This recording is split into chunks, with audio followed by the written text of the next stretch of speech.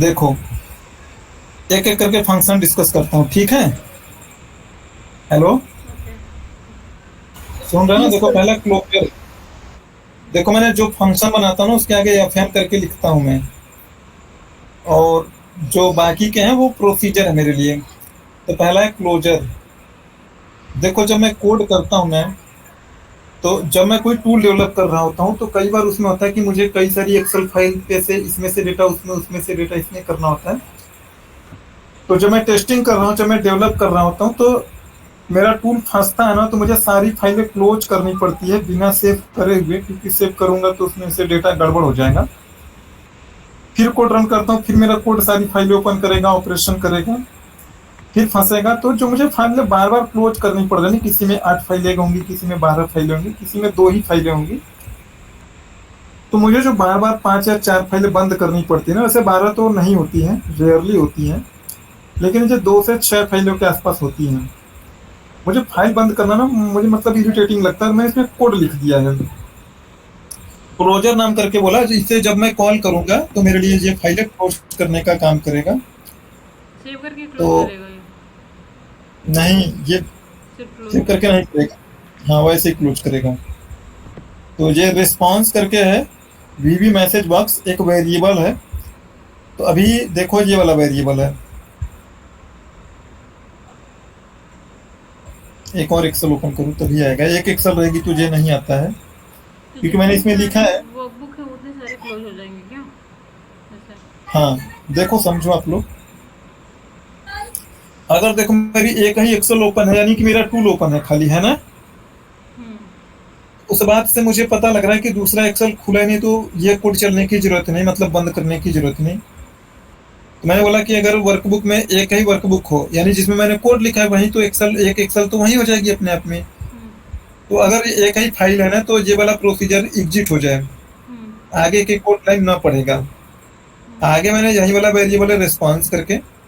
इस रिस्पॉन्स में message box में मैंने लिखा है कि do you want to close all the open Excel file without save. तो मैंने VB yes no, VB information, VB button one. Button one का मतलब है कि देखो, बाय डिफॉल्ट जो है यस पे आपका माउस जाएगा, बाय डिफॉल्ट यस पे माउस जाएगा। वीवी बटन टू कर दूंगा तो 2 पे जाता। तो जब 2 चलेगा ना, तो 2 बटन आएगा, यस और नो का आएगा। ठीक है। और जो मेरा टाइटल है क्लोज विदाउट सेव। चलो, तो दिखा रहा हूँ ये कैसे चल रहा है कैसे नहीं। तो देखो, ये यही है क्लोज विदाउट सेव करके। और मैंने बोला था कि बाय डिफॉल्ट इस पे है। तो ये मेरा टाइटल है, ये मेरा मैसेज बॉडी है, ये इंफॉर्मेशन वाला लोगो है, आप लोग इसे जानते होंगे। डेटा वैलिडेशन में भी मैंने आप लोगों को ये बताया था। ठीक है। मैं कह दूंगा do you want to close all the open Excel file without save. तो मैं यस कहूंगा तो ये सारी एक्सेल फाइलों को क्लोज कर देगा। अगर मैं नो कहूंगा तो ये नहीं क्लोज करेगा। तो देखो, मैंने यस पे क्लिक करा है ना, तो यस इस वेरिएबल में आके स्टोर हो गया होगा। यस का मतलब होता है 7।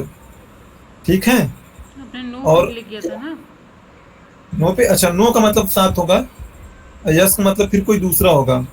यहाँ पे डायरेक्टली ना, हम यहाँ पे जो वीबी यस कर रहे हैं ना, वीबी यस का मतलब 7 होगा या कुछ होगा। तो मैं डायरेक्टली यहाँ पे 7 भी लिख के करा सकूंगा मैं। अच्छा, 7 करने पर क्या आ रहा है भाई? 7 करने पर 6 आ रहा है।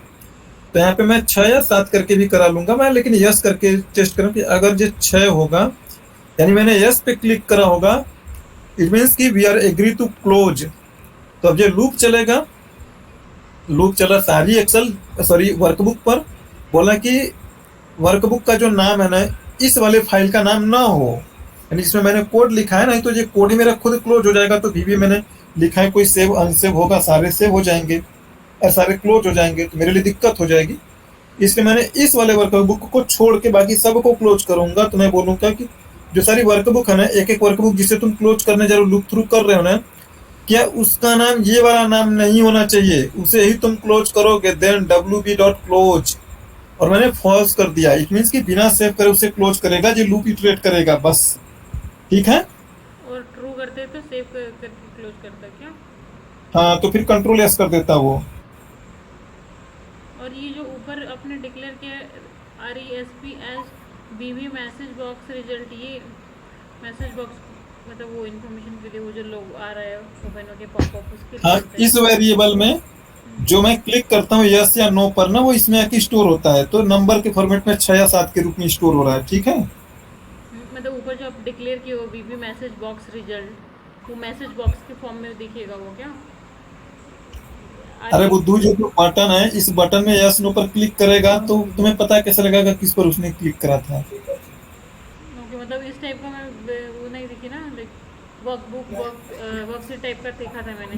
बीबी मैसेज बॉक्स रिजल्ट वाला नहीं दिखा था डिक्लेरेशन, इसलिए। अच्छा, ये वाला, इसे तुम स्ट्रिंग भी कर सकती हो, अच्छा।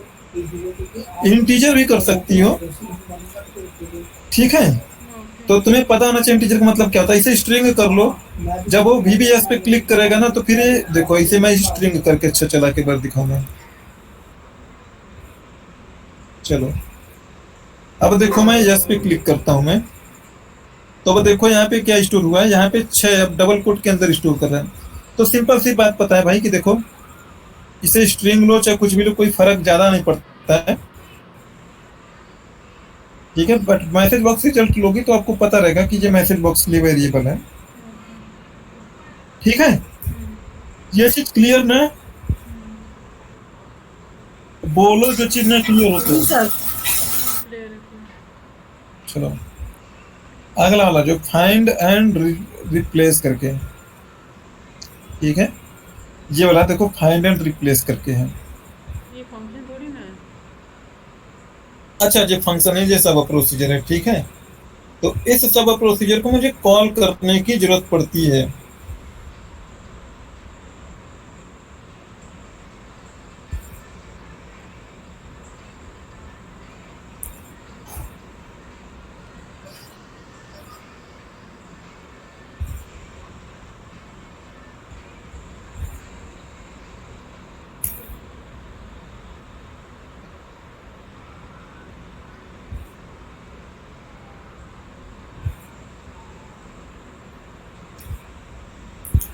कुछ कुछ मेरे काम में ना कभी कभी एक्सेप्शन आते हैं। ठीक है।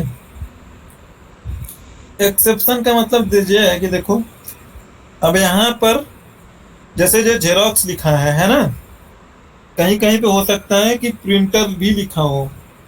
तो मुझे ये बोला जाता है कि देखो, जेरोक्स और प्रिंटर दोनों एक ही हैं।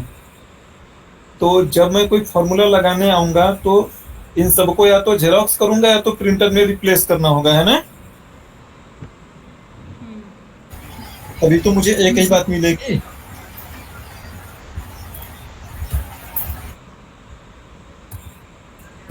है ना।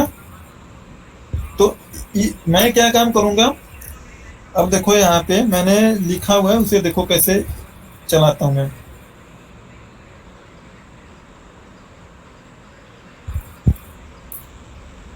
इसे देखो, टेस्ट करके एक बना रहा हूं मैं।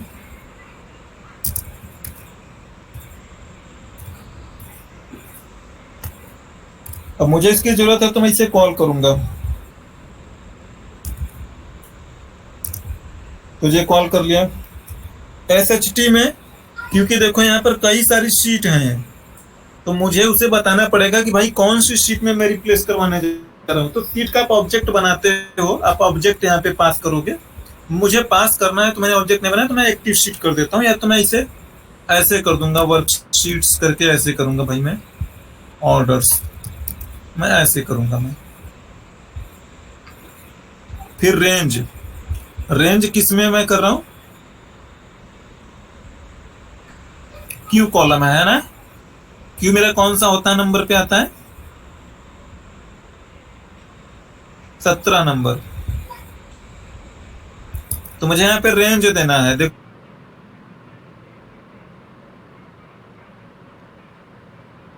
रेंज बोल रहा है, तो मैं बोल दूंगा कॉलम्स ओल्ड STR।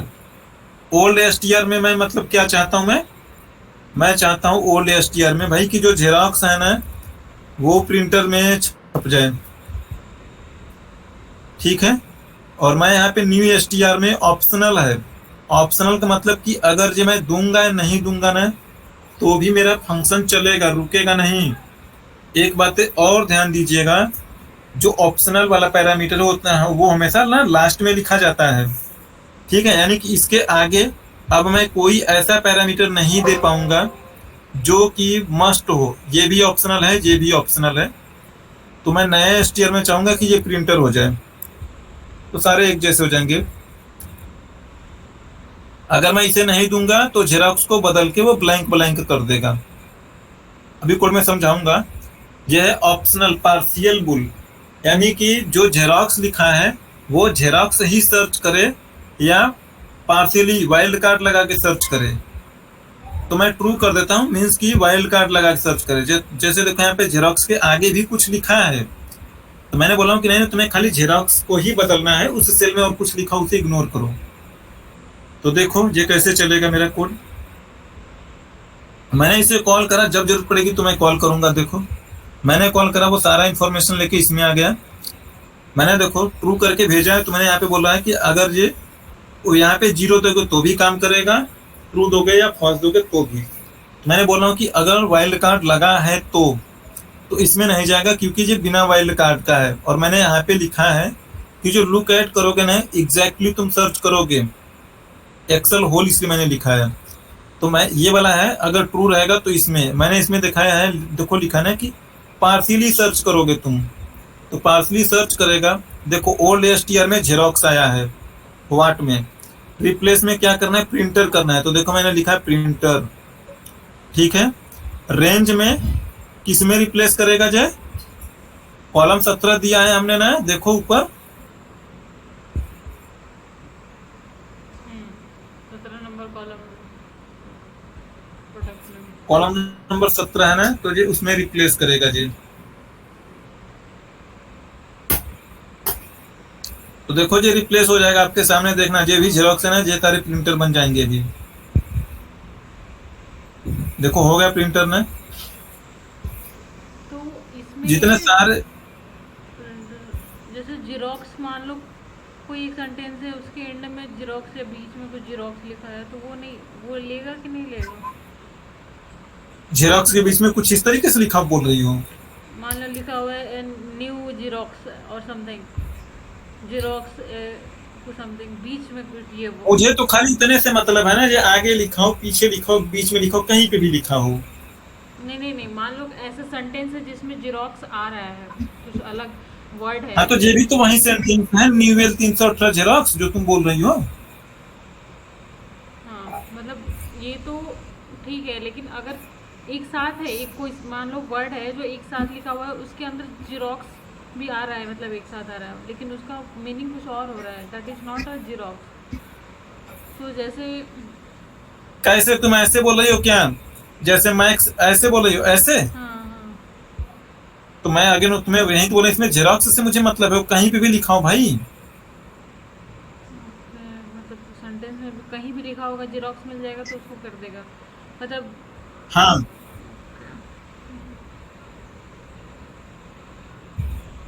ठीक है। तो अब मुझे जो सच में करना होता है ना, उसमें मुझे कई बार ना, एक बार मुझे ये वाला प्रिंट 2-4 होते हैं मुझे रिप्लेस करने के लिए, तो इसी को 2-4 बार कॉल कर लेता हूँ। नहीं मैं कॉल करूंगा ना, तो देखो मुझे इतना लंबा कोड मुझे बार बार लिखना पड़ेगा। तो मैंने क्या काम करा कि देखो अपने में ना एक ऐसे मॉड्यूल बना रखा है, उसका नाम फंक्शन लिख रखा है, माई फंक्शन करके। इसमें सारे मॉड्यूल मैंने बना रखा है, तो मैं इन सबको कॉल करता हूँ। मेरा सच में बहुत टाइम बचता है, तो मुझे खाली कोड लिखना होता है। ये सारे कोड लिखने के मुझे खाली लॉजिक सोचना होता है, बस इनको कॉल करना होता है सोच सोच के। तो इसमें जैसे देखो आपको मान लो तो कि देखो मैं बोलो। जैसे मान लो इंटरप्रेटर लिखा है, ठीक है, कहीं, और रिप्लेस जो करना है, जहाँ भी प्रिंटर लिखा हो उसको रिप्लेस कर दे, तो वो क्या करेगा, इंटरप्रेटर तो एक साथ एक वर्ड है, उसमें से भी प्रिंटर को उठा के वो रिप्लेस कर देगा। तो उस केस में मतलब वैसा कुछ सिचुएशन रहेगा तो फिर वो एग्जैक्ट उठाना पड़ेगा क्या? एग्जैक्ट वाला है या पार्शियल मैच है ये?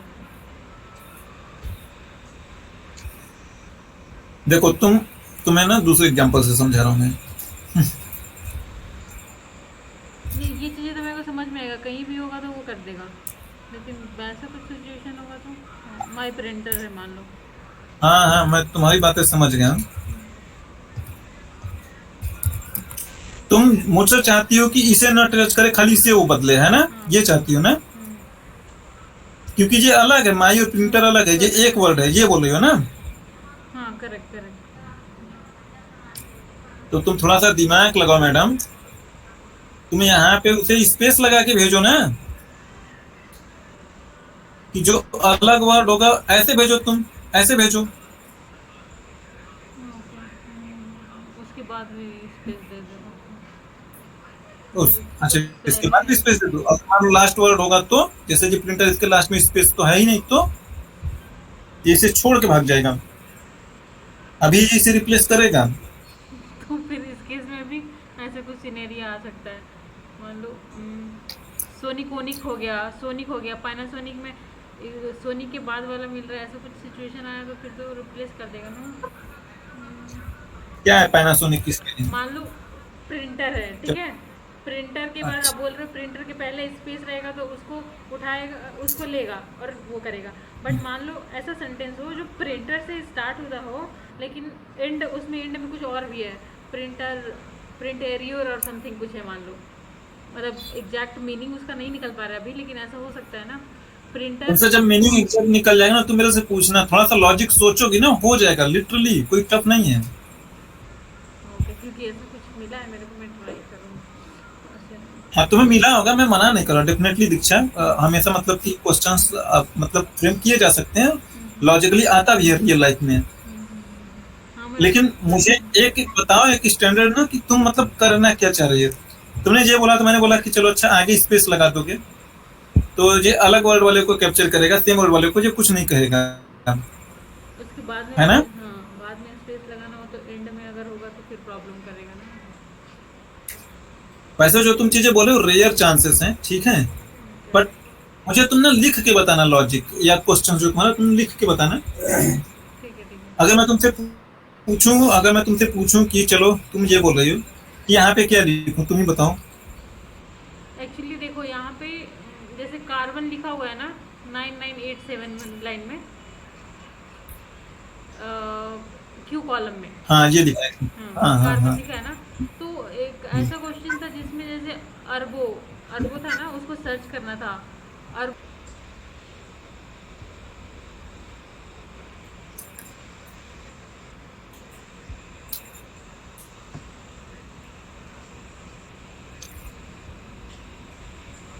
तो देखो ये भी क्लियर ना।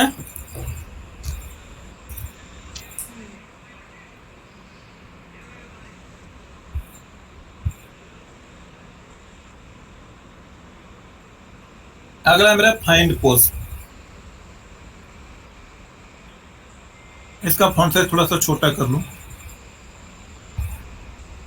क्योंकि मैं ना पूरा कोड नहीं दिखा पा रहा आपको मैं।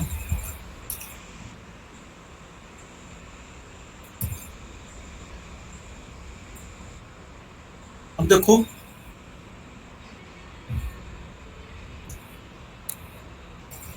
मुझे ना वी लुकअप लगाने की जरूरत पड़ती है।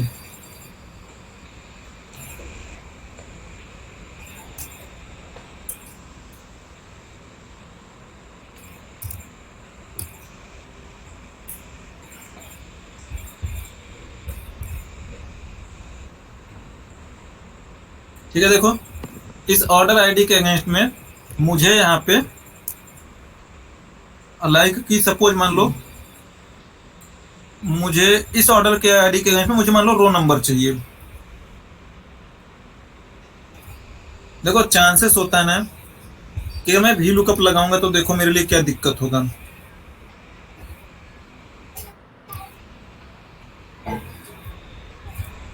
ये वी लुकअप मैं चाहूं तो मैं कोड से भी लगवा सकता हूँ वी लुकअप। चलो वी लुकअप छोड़ो, इंडेक्स मैच लगवाऊं तो मैं वी लुकअप लगाता हूँ मैं, ज़्यादा टफ नहीं करूंगा मैं। मान लो इसके अगेंस्ट में मुझे मान लो कस्टमर का नाम लेके आना है, सिंपल भाई। तो कस्टमर का नाम हो जाएगा 1 2 3 4 5 6, 6 नंबर है, 0।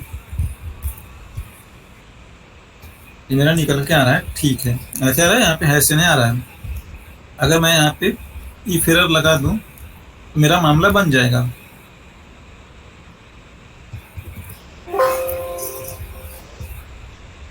ठीक है, या मैं उसमें हाइफन डाल सकता हूँ, मैं कुछ भी डाल सकता हूँ मैं। तो मेरे लिए ये काम कर रहा है, ठीक है। मैंने यही कोड मैं यहाँ पे लिखता हूँ मैं।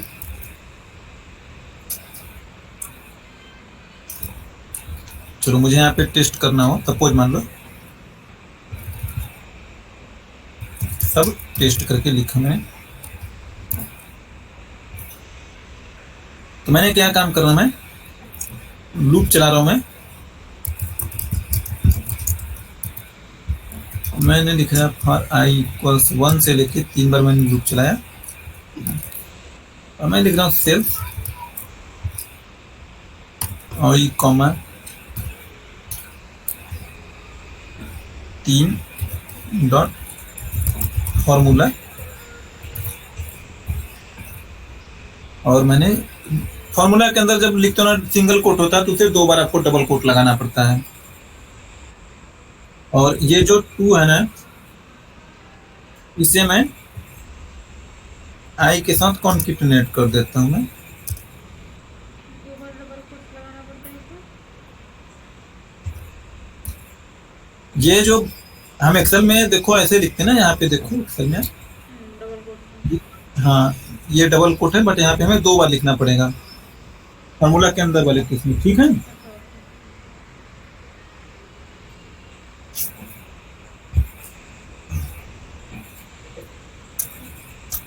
ओके। अब देखना, चलो चलाता हूं मैं।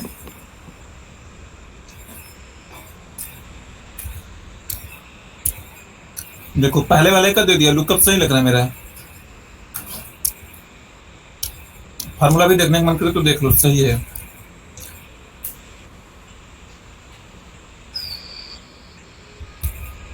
अच्छा फार्मूला लिख रहा है, चलो ठीक है।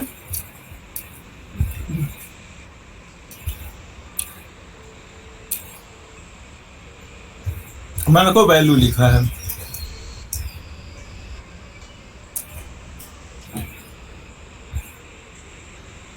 मैं अगर ये चीज ना स्टोर करवाने की कोशिश करूं तो मैं ये चीज ना स्टोर नहीं करा पाऊंगा मैं। मान लो मैं एसटीआर में मैं स्टोर कराना चाहता हूं या किसी वेरिएबल में, तो मैं ये ना स्टोर नहीं करवा पाऊंगा मैं। मेरी बात समझ रहे हो आप लोग? मैं चाहता हूं कि ये जो निकल के आए ना उसे मैं फर्दर यूज करूंगा मैं। तो एक मैं और ले लेता हूं वेरिएबल बिन एसटीआर एज स्ट्रिंग। अभी तो मैं सेल में लिख रहा हूँ, सेल में मेरा लुकअप चल रहा है। अगर मैं एसटीआर में इसे स्टोर कराने की कोशिश करूंगा ना तो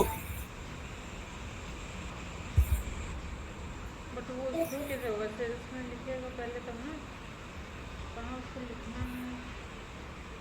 देखो सिंपली ये कई बार मेरा फेल होता है, जहाँ पे नहीं कर पा रहा मैं शायद परफॉर्म सही से में, या मुझे याद नहीं आ रहा केस। तो एस्टर equal to cells I dot comma degree dot value करने को नहीं आएगा।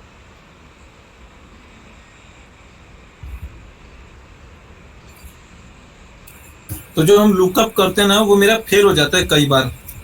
लेकिन तो हम ये कभी नहीं करेंगे मोस्टली, ठीक है। क्योंकि जब हमारा फेल होगा ना तो हमारा वहां पे इफ एरर भी काम नहीं करता है। तो हम इसको इस तरीके से लिखेंगे, ये वाला मेरा कभी नहीं फेल होता है। तो देखो मुझे अगर इसके थ्रू करना होगा तो अगेन लूप ही चलाऊंगा मैं भी। तो मैं एक और वेरिएबल ले लूंगा मैं, थोड़ा सा टेढ़ा पड़ेगा लेकिन पोच एज इंटीजर। तो मैं क्या कहूंगा, पोच इस फंक्शन को कॉल करो फाइंड पोस्ट, किस सीट में ढूंढना है। तो मैं कह देता हूँ एक, अच्छा मैं बोलूंगा ऑर्डर सीट में जाकर तुम्हें ढूंढना है भाई।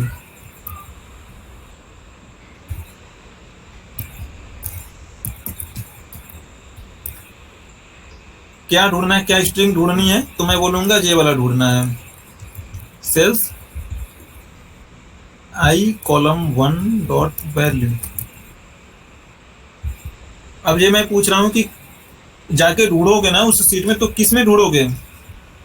तो ये जो है मेरा किस में ढूंढना है, बी में। बी क्या है, कॉलम, तो मैं लिखूंगा भाई बी में जाकर ढूंढना है। यानी कि मैं यहाँ पे बोल रहा हूँ इंडेक्स पोजीशन में कॉलम 2 बोलूंगा मैं, इंडेक्स पोजीशन। और फिर रो में ढूंढना है, कॉलम में तो मैं सी लिखूंगा कॉलम के लिए। वाइल्ड कार्ड लगाना है या नहीं, तो मैं वाइल्ड कार्ड ऑप्शनल में है, इट मीन्स लिखूं चाहे ना लिखूं, तो मैं ओके कर देता हूं मैं। तो देखो ये बताएगा 688 ना मुझे मिल रहा है यहाँ पे बताएगा 4 नंबर पे। तो मैं बोल दूंगा 4 नंबर पे मिल गया, ठीक है। तो कॉलम 7 से चौथी सेल मुझे उठा के दो, बस। ये कभी नहीं फेल होगा आपके लिए।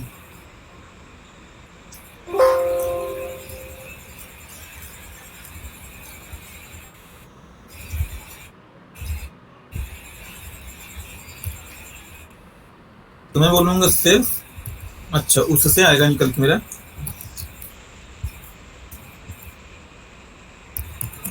ऑर्डर्स सेल्स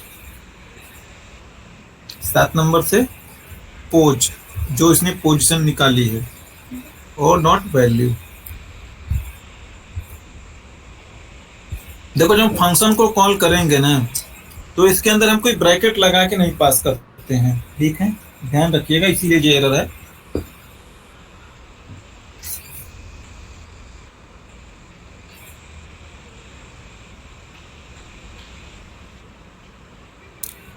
हम इन सब का ना वेरिएबल बना बना के भेजेंगे, भेज लोगे ना आप लोग।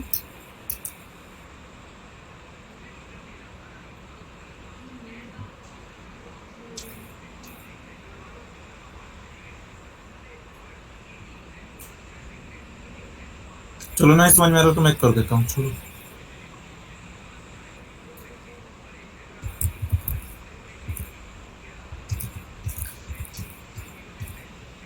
सेल 7 कॉमा पोज आपको दिए हो, 7 तो उसका रो नंबर होगा ना, पोज वो कहाँ पे उठा के लेके आएगा?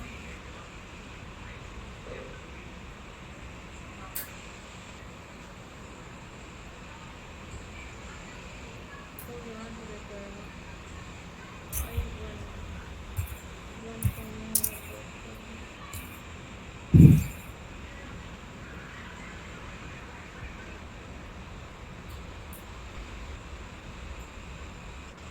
ये एरर क्यों आ रहा है ये पोज वाले में? अच्छा कॉमा अभी तो बताया था मैंने।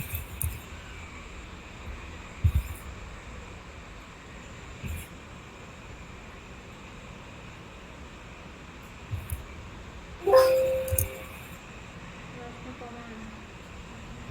ठीक है, अच्छा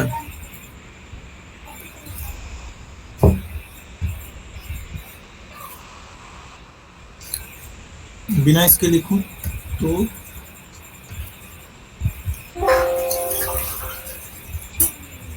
डबल कोट के अंदर कर दो कॉलम।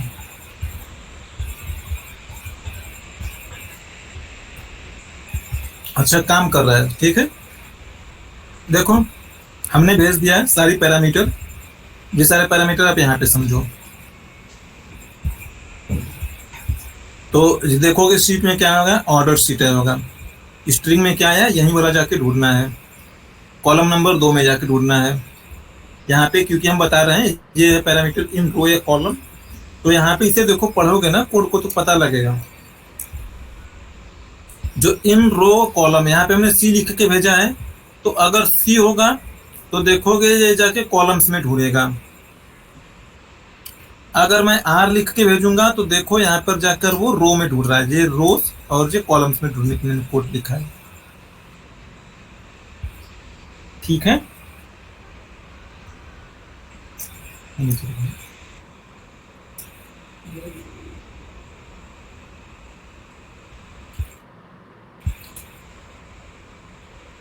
तो ये पर्टिकुलर रो या पर्टिकुलर कॉलम में वैल्यू फाइंड करना है कुछ? हाँ जो इंडेक्स पोजीशन मैंने लिखा ना 2, ये आ रहा है ना यहाँ से इंडेक्स INDEX अच्छा नीचे वाला रो के लिए। इसमें जाकर ढूंढा, देखो मिल गया वो। अब ये ऑब्जेक्ट है, फाइंड RNG। अभी मुझे मिल गया, तो मैं यहाँ पे पूछ रहा हूँ मैं कि अगर नथिंग है तो, नथिंग नहीं है तो मुझे बताओ कौन से रो नंबर में मिला। ये फंक्शन का नाम है फाइंड पोस्ट। यही उस फंक्शन में आके स्टोर कर देगा, और स्टोर करते ही यहाँ पे एंड से बाहर निकल जाएगा। 4 नंबर में मिला है, मैंने बोला रो नंबर 4 का कॉलम नंबर 7 की वैल्यू छाप दो उसके आगे। देखो इसने छाप दिया।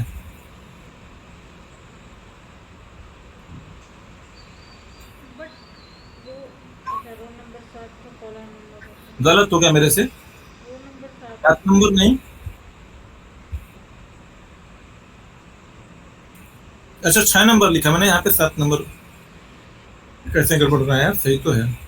7 रोल नंबर है ना, 7। अच्छा हाँ उल्टा हो गया, सॉरी सॉरी सॉरी सॉरी, ये इधर रहेगा भाई।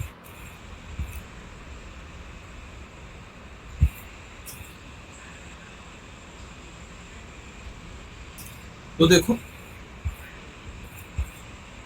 वो सीट बदल गया था ना, सीट का नाम नहीं लिखा इसलिए अलग सेल, खाली सेल लिखा है, तो इसलिए मेरा गड़बड़ हो गया था भाई। अब देखो जो सही से छापा इसने, बस लूप चला दो। अब ये इसे ढूंढा है यहाँ पे, ये नहीं मिला है, नहीं मिला है तो मैंने बोला था देखो फंक्शन में कि जब ना मिले तो वो 0 कर देना। तो देखो वो ढूंढ रहा होगा जाके, उसे नहीं मिला। देखो ये नथिंग है, यानी कि इसमें ऑब्जेक्ट नहीं सेट हुआ। तो ये जब नथिंग होगा, नॉट नथिंग होगा, यानी दोनों बार नॉट लगा, एक बार यहाँ पे और यहाँ पे भी नथिंग, तो इसमें 0 सेट कर देगा वो। तो 0 आते ही मुझे पता लग गया है कि मैंने 0 फंक्शन में जानबूझ के स्टोर करवाया है कि जब नहीं मिलेगा ना तो पोज में 0 हो जाएगा। मैं यहाँ पे एक लॉजिक लगा दूंगा कि जब 0 हो भाई मेरा ये पोज ग्रेटर देन 0 तभी ये लिखे, अदरवाइज वो लिखने ही ना जाए, नहीं तो फिर ये एरर थ्रो कर देगा क्योंकि रो नंबर 0 होगा नहीं कभी।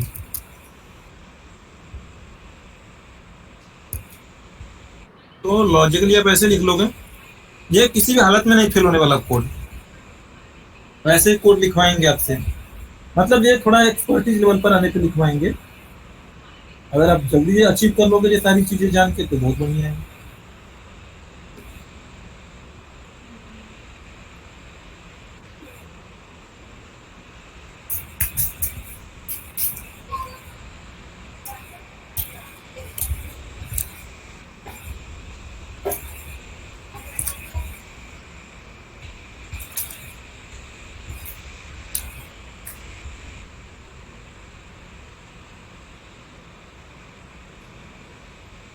ये भी एकदम प्रीवियसली है, प्रीवियस के जैसा है। वो ऊपर से ढूंढते हुए आता है, जो नीचे से ढूंढेगा, ढूंढना शुरू करेगा। इसमें प्रीवियस लिखा मैंने। तो जैसे ये देखो इसकी पोजीशन उसने 4 बताई थी, ठीक है, लेकिन अगर मैं इस वाले फंक्शन से ढूंढवाऊंगा ना, खोजने को बोलूंगा, तो ये नीचे से खोजना शुरू करेगा और मुझे ये बताएगा अच्छा एक ही बार आया है। अदरवाइज जो नीचे से खोजना शुरू करता है, जैसे ये देखो नॉर्मली खोजोगे आप तो ये इसकी पोजीशन बताएगा 992, लेकिन रिवर्स से जब नीचे से ढूंढते हुए आएगा तो ये बताएगा 994। ठीक है, जैसे सपोज मान लो मुझे कह दिया गया, यहां से डेटा सॉर्ट कर देता हूं उससे पहले मैं, कि मुझे ना 100 जो जिसका ना ये वाला 1090 वाले का मुझे ना डेटा कॉपी करके दूसरे सीट में पेस्ट करके दो, या इसका मैं कह देता हूं मैं। तो 2 फंक्शन लगाऊंगा, एक को बोलूंगा जो ऊपर से सर्च करे 10 नंबर से बताएगा, नीचे वाला 13 नंबर बताएगा इसी को। तो 10 से 13 के बीच का डेटा उठा के मैं कहीं पे कॉपी करके रख दूंगा, या जो भी मुझे नीड होगी कर दूंगा मैं, क्योंकि मुझे दोनों जगह से मिल गया। मैंने एक दिन आपको टास्क दिया था ऐसा वाला। हाँ सर दिए थे। आई थिंक आपने करा नहीं ना किसी ने ना? किया था सर, आपने बताया था मेरा प्रॉब्लम हुआ था तो। अच्छा चलो, ये वाला जो कोड है जब देखो, जब हम फिल्टर लगाते हैं ये बहुत दिक्कत करता है, बहुतों के साथ ये दिक्कत आती है। इसमें जैसे मैं आपसे बोल दूं कि ना मुझे एक फिल्टर लगा के ना ये डेटा कॉपी करके मुझे किसी दूसरी शीट में पेस्ट करना है। चलो ये वाला नहीं, ये तो नंबर 2 में ही मिल गया आपको।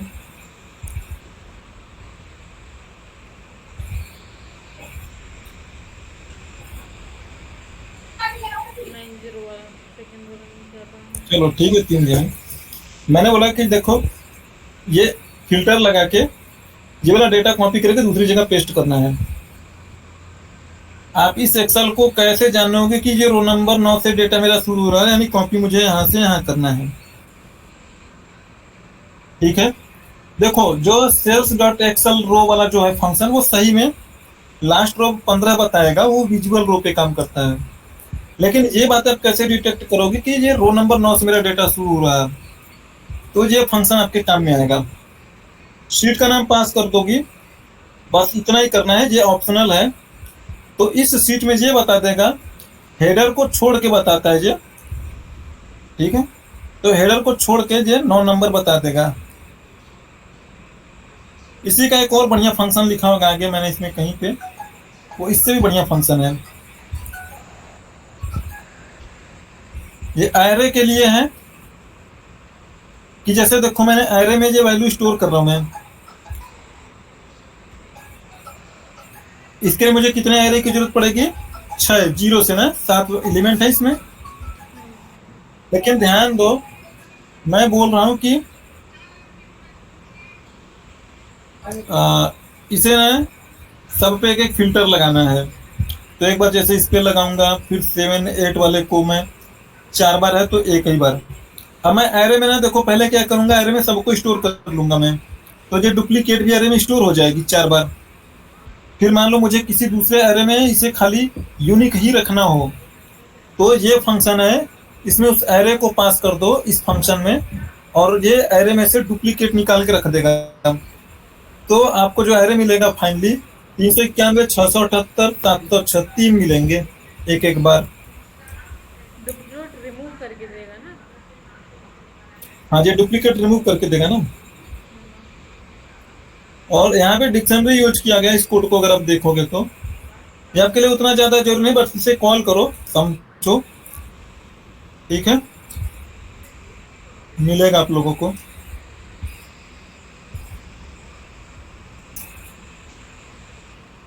ये भी वही वाला फंक्शन है, फिल्टर वाले को पहला रो निकाल के देगा। इस कोड को थोड़ा दूसरे तरीके से लिखा है, नहीं वही वाला है। अच्छा हाँ, ये लास्ट रो कॉलम, ठीक है। ये वाला मैंने आपको एक्सप्लेन करा है एक बार,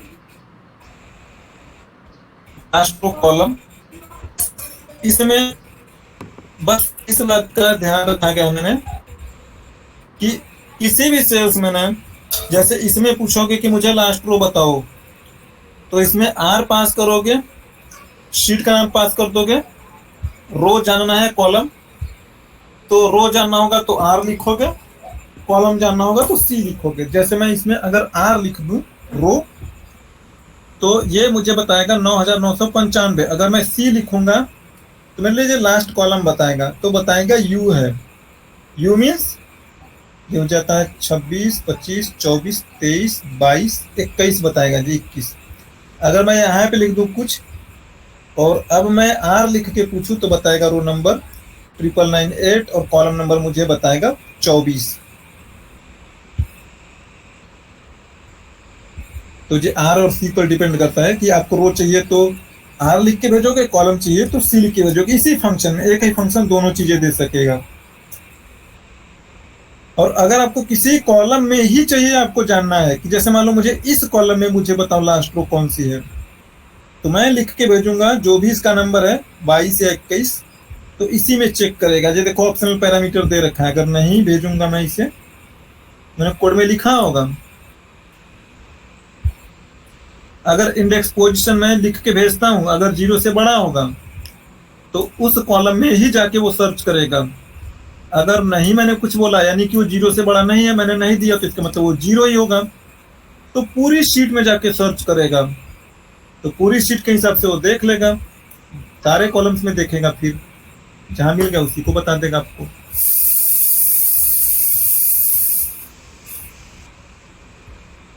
समझ में आ रहा है नहीं? मतलब इसे गो थ्रू करो, कोड को समझने की कोशिश कर रहे हैं। तो ये विजिबल सेल्स का बताएगा ना लास्ट में। हाँ, ये विजुअल सेल्स का ही बताएगा दीक्षा, सही बात। नहीं, वो विजुअल अनविजुअल सबका बता देगा। मतलब विदाउट विजिबल बताएगा उसको ना। विजिबल अनविजिबल सबका बताएगा वो, उसे कोई फर्क नहीं पड़ता है। हाँ मतलब अगर फिल्टर अप्लाई है तो विजुअल का बताएगा, अगर अप्लाई नहीं है तो उस हिसाब से बताएगा ना। फिल्टर नहीं अप्लाई हो तो उस बात का मतलब क्या? तो फिर वैसे सही तो बताएगा ही। हाँ वैसे तो सही ही बताएगा, फिल्टर अप्लाई है तो फिल्टर के बेसिस पे बताएगा ना। नहीं, फिल्टर को इग्नोर कर देता है वो। अच्छा।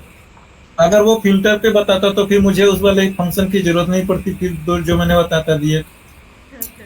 फिल्टर लगे से दूसरे नंबर पर जो था। ये फंक्शन है कि सीट का नाम बताओगे, सीट का नाम उसे से पूछो और पूछो कि इस वर्कबुक में, तो अगर वो सीट एग्जिस्ट करती तो ट्रू बताएगा, सीट नहीं एग्जिस्ट करती तो फॉल्स बताएगा। जैसे देखो, सब मान लो टेस्ट 50 करके मुझे एक पीवर्ड बनानी है, तो मैंने उस पीवर्ड का नाम मान लो पीवर्ड करके है। अब वो पीवर्ड नाम से पहले से सीट एग्जिस्ट करती है, तो मैं जब भी बनाऊंगा तो मेरा कोड फंस जाएगा। जैसे मैंने देखो,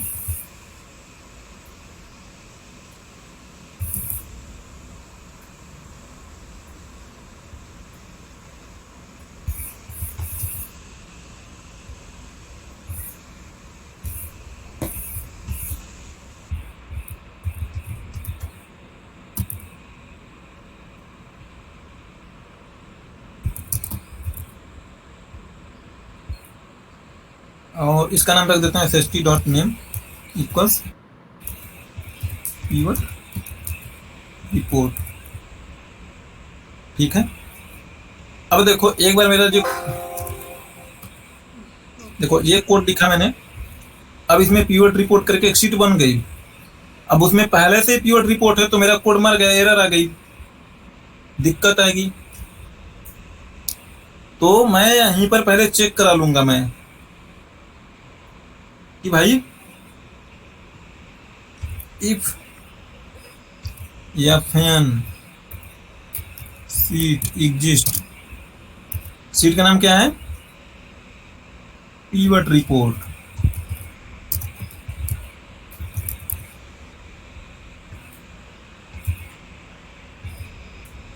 एक्टिव वर्कबुक में जाके चेक करना है।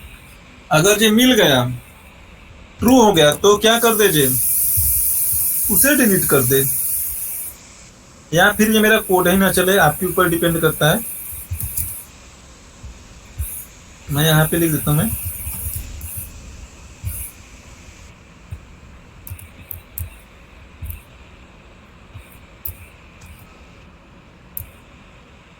ठीक है। तो देखो ये चेक कर लिया उसने, बता देगा कि ये सीट एग्जिस्ट करती तो डिलीट कर देगा। ये मैं लिख देता एप्लीकेशन डॉट डिस्प्ले अलर्ट, तो अब दोबारा नहीं पूछता मेरे से, वो चमक के नहीं आता।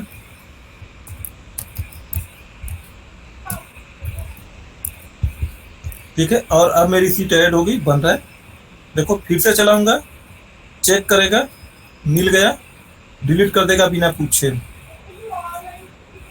अब सपोज मान लो इसे मैंने डिलीट कर देता हूँ हाथ से, अब ये सीट नहीं एग्जिस्ट करती, तो अब ये चेक करेगा, सीट नहीं है तो उसमें नहीं जाएगा, सीधे करके नया नाम दे देगा। तो हमें सीट चेक करनी पड़ती है कि वो सीट मान लो पहले से बनी है तो एरर आ जाएगी। तो कोई भी सीट पे मैं काम करने जाऊंगा या ऐड करने जाऊंगा तो ये मेरे लिए चेक करके पता करके मुझे बताएगा। रिमूव फिल्टर्स,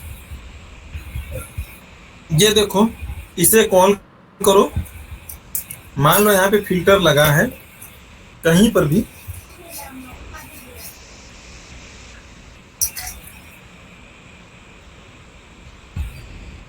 तो ये फिल्टर को रिमूव कर देगा। कुछ नहीं करना है आपको, खाली सीट का नाम दे देना है बस।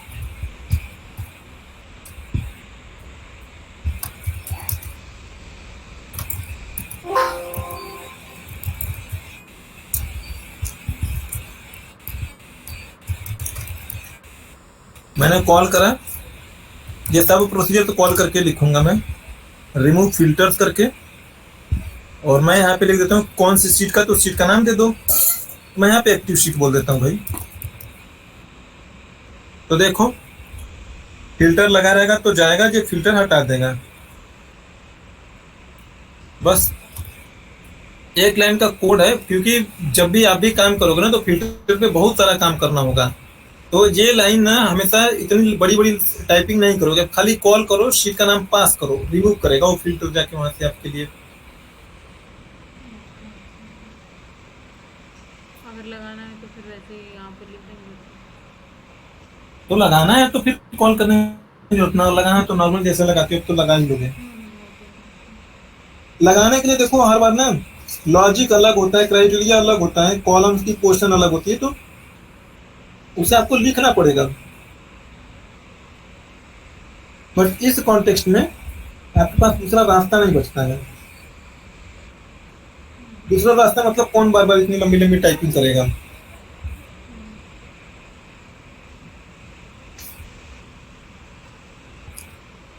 लगाना आसान है, हटाना दिक्कत होता है। ठीक है, ये वैलिडेशन है मेरा। जब मैं टूल डेवलप करता हूं तो मैं चाहता हूं टूल में खाली स्पेसिफिक यूजर ही चलाएं।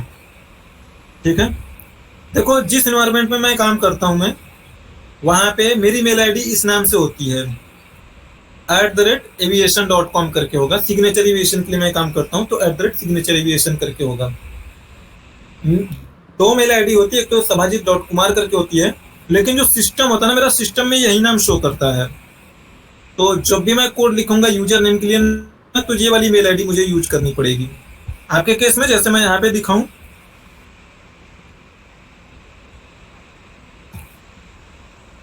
तो देखो यहाँ पर जैसे मेरा नाम कुमार शो कर रहा है, तो ये मेरे पीसी का नाम है एक्चुअली, और यहीं पे ये नाम है। तो ये नाम कुमार के बराबर है, बट उस इन्वायरमेंट में कुमार आएगा, कुमार नहीं आएगा, ये नाम आएगा।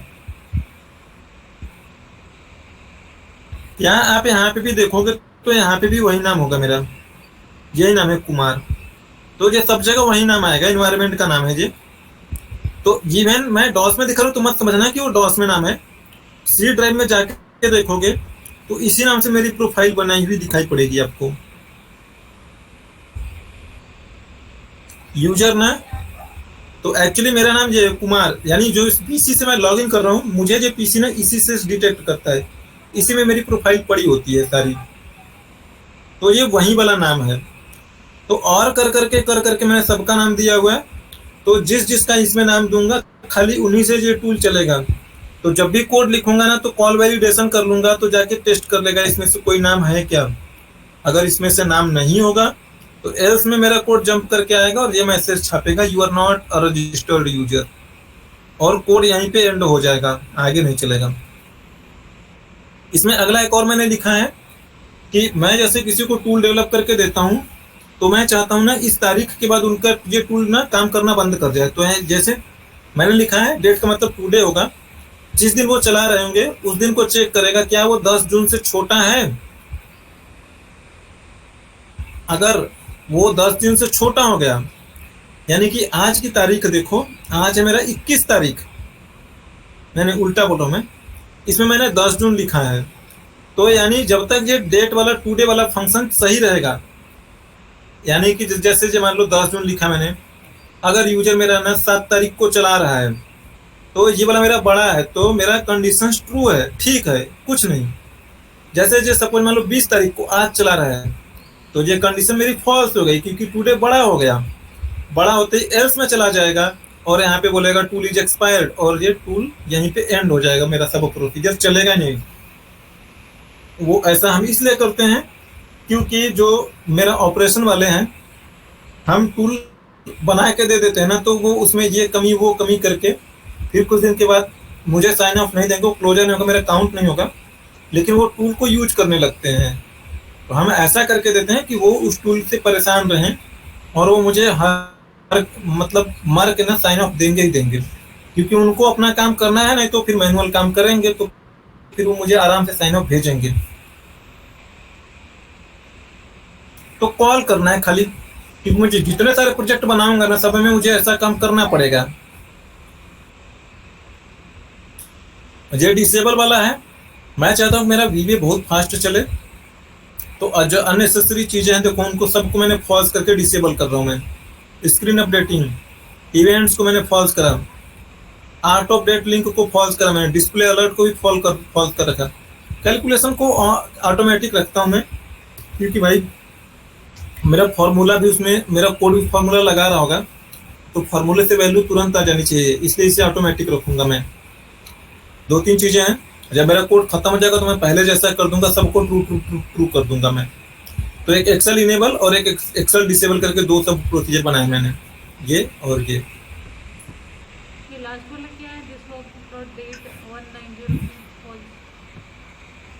ये डेट फॉर्मेट है, ये डेट फॉर्मेट बेटर है कि यहीं जनवरी यहीं होता है, तो इससे कोई ज्यादा फर्क नहीं पड़ता है, बट ये रखो यहीं वाला फॉर्मेट 1904 वाला, फॉल्स दोनों में रहेगा।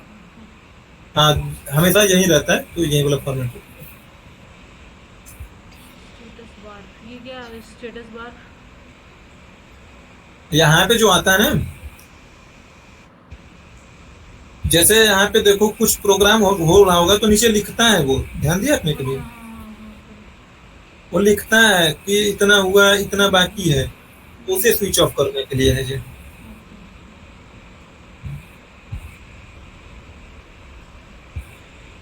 तो कल एक और फंक्शन सिखाऊंगा मैं, एरर लॉग का, ठीक है? ये मैंने इसमें नहीं बताया, मैंने एरर लॉग का इसमें नहीं है, लॉग कल बताऊंगा मैं, ठीक है?